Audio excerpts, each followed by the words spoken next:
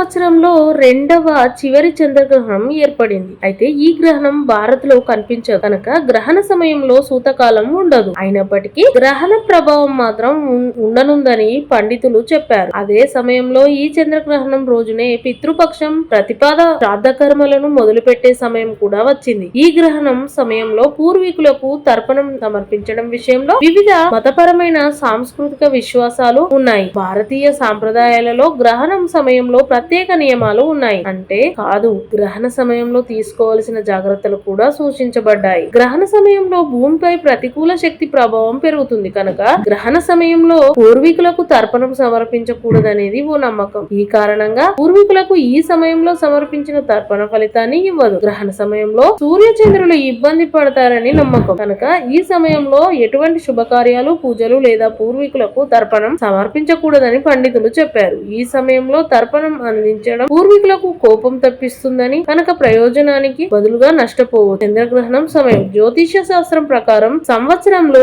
రెండవ చివరి చంద్రగ్రహణం సెప్టెంబర్ 18, 2024 ఉదయం 6:11 ప్రారంభమవుతుంది. ఇది ఉదయం 10:17 ముగుస్తుంది. ఈసారి చంద్రగ్రహణం 4:06 పాటు సుదీర్ఘంగా ఉంటుంది.